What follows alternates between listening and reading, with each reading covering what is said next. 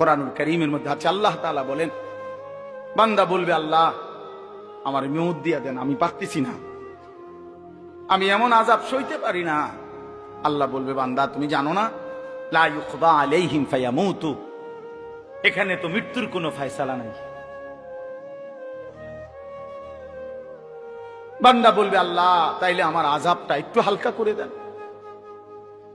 আমারে মাসে একদিন বিরতি দেন, আমারে 24 ঘন্টার মধ্যে 10টা মিনিট একটু জিরাইতে দেন, আমি যে আর পারছি না এই আগুনে। আল্লাহ বলেন না বান্দা, ওয়ালা ইউখাফফাফু মিন আযাবিহা, না বান্দা 1 সেকেন্ডের জন্য এই আযাব হালকা করা হবে না।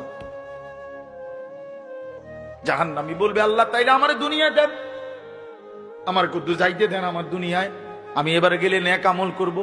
আল্লাহ বলবেন না বান্দা, না না, ফেরত যাওয়া হবে না, ফেরত যাওয়া যাবে না। ওয়ানাদাউ ইয়া মালিকু লিয়াকদি আলাইনা রাব্বুক, কোরআনুল কারীমের মধ্যে আছে জাহান্নামী আল্লাহর কাছে বলতে বলতে, নিজে আল্লাহর কাছে চাইতে চাইতে যখন হতাশ হয়ে যাবে, এবার আল্লাহকে নিজে না বলে জাহান্নামী এবার জাহান্নামের ফেরেশতাকে ডাক দিবে। জাহান্নামের ফেরেশতার যিনি প্রধান ফেরেশতা, ওনার নাম হচ্ছে মালিক। এই মালিক ফেরেশতাকে জাহান্নামী ডাক দিয়ে বলবে, ইয়া মালিক, হে ফেরেশতা মালিক, আমি তো আল্লাহর সামনে বুঝাইয়া পারলাম না, তুমি একটু বলো না তোমার আল্লাহকে, তোমার খোদাকে তুমি একটু বলো না, আল্লাহ যেন আমারে মৃত্যু দিয়া জীবনের তরে শেষ করে দেয়, আমারে এই দুঃখে দুঃখে আযাব, আমারে তিল তিল করে এই আযাব আমি যা আর পারছি না। ক্বালা ইন্নাকুম মাকিসুন ওয়ানাদাউ ইয়া মালিকু লিয়াকদি আলাইনা রাব্বুক, ফেরেশতাকে বলবে আল্লাহকে বলো না আমারে শেষ করে দিতে। ফেরেশতা বলবে না বন্ধু, এই আযাবের মধ্যেই তোমাকে অনন্তকাল অপেক্ষা করতে হবে। এজন্য দোস্ত আমার, বন্ধু আমার, বৃষ্টি পড়ছে, কষ্ট হচ্ছে, এরপরেও আমরা মনে করাই দিলাম একটা সাংঘাতিক আয়াত আছে, এরপরে ভয়ঙ্কর আয়াত, আম আবরামু আমরান ফাইন্না মুবরিমুন। যুবক ভাই শোনো, বিশ্বাস করো ভাইয়া, আল্লাহ বলছে নাফরমান তোরে কেমনে শাস্তি দেবো আমি ঠিক করে রাখছি, তুই বাঁচবি কেমনে তুই ঠিক কর। বুঝেন নাই? তোরে আমি শাস্তি দেব কেমনে, আমি আল্লাহ ঠিক করে ফেলেছি। তুই নাফরমান, আমি আল্লাহর হাত থেকে বাঁচবি কেমনে, তুই বান্দা ঠিক কর। পারবেন তো? কথা বলেন না কেন? এই নওজোয়ান, পারবা তো আল্লাহর সাথে? পারবা, পারবা। হ্যাঁ, জোরে মোটরসাইকেল চালাইবা, আসরের ময়দানে জোরে টান দিবা মোটরসাইকেল। আল্লাহ আমাদেরকে মাফ করে দেন। আমার ভাই চেহারা দেখলে বোঝা যায় ভাইয়া আমি সাফ সাফ কথায় বিশ্বাসী।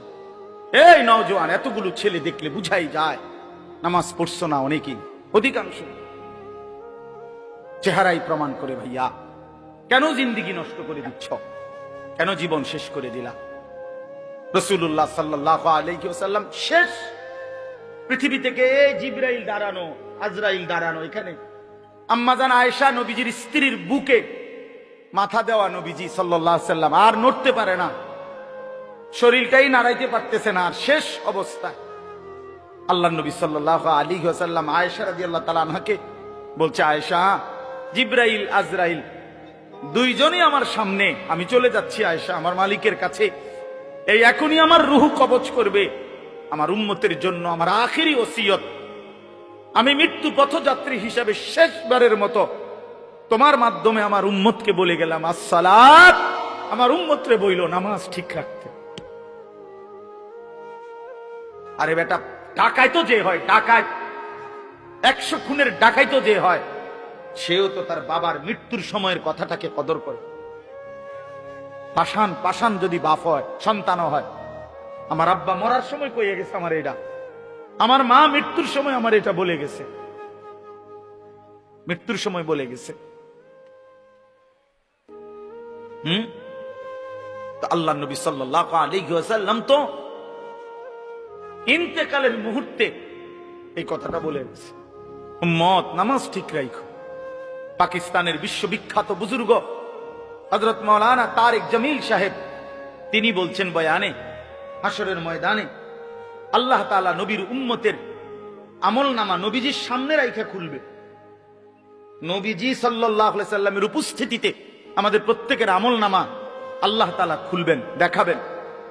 তো নবী সাল্লাল্লাহু আলাইহি সাল্লাম যদি আমলনামাটা নিয়া ভাইয়া পৃষ্ঠার পর পৃষ্ঠা নামাজের সেজদা না দেখে 365 দিনের একটা বছরে কোনো দিন তুমি ফজরের নামাজ একদিনও পড়ো নাই, আল্লাহর নবী খোদার কসম তিনি বলছেন আল্লাহর নবী নিজে চাদর সরায় ফেলবে পিঠ থেকে। নবী চাদর সরাইয়া পিঠ দেখাইয়া বলবে, উম্মত তুই আমার পিঠটা দেখ, আমার পিঠটা তায়েফের পাথরের আঘাতে চালনির মতো ছিদ্র ছিদ্র হয়ে গেছে। আমি এতটা কষ্ট করে তোর কাছে দিন দিয়ে গেছিলাম, আমার 23টা বছরে আমি পেটে পাথর বাঁধছি, বুকে পিঠে আঘাত সয়েছি, দান দান শহীদ করেছি, আমার ঘরের চুলায় 3 মাস লাগাতার কোনোদিন আগুন জ্বলে নাই, আমি অভুক্ত থেকেছি কত রাত, আমি কতদিন খাই নাই, আমি দুয়ারে দুয়ারে কালেমার ফেরি করছি, আমারে পাথর মারছে, আমারে উটের পচা নারী ভুরি আমার পিঠে চাপায় দিছে, আমারে গামছা লাগাইয়া টাইনা হেসরাইয়া কাবার সীমানা থেকে টেনে বের করে দিছে। এত কিছুর বিনিময়ে উম্মত আমি কষ্ট করে এতটা কষ্ট করে দিন পৌঁছিয়ে গেলাম, বিনিময়ে এটা কি আমলনামা নিয়ে আসলাম? আমি কেমনে সুপারিশ করতাম? কেমনে? হ্যাঁ, তুমি তো উম্মত আমার বড় মাথাটা, আমার শ্রেষ্ঠ মাথাটা তো ছোট করে দিলা। আখিরি নবীর উম্মত, শ্রেষ্ঠ নবীর উম্মত এত বড় নাফরমান কেমনে হয়? যদি অন্যরা জিগা, কথা বোঝেন নাই আমার? হ্যাঁ, কি হবে তখন? আল্লাহ তাআলা বলেন, অতএব বন্ধু হাসরের ময়দানের আযাব আসবেই আসবে। আপনি বলে দেন ফাসবির সাবরান জামিলা, আর আপনি বন্ধু ভদ্রচিত ভাবে ধৈর্য ধরেন, আযাব আসবেই 50,000 বছরের লম্বা হাসরের মাঠে।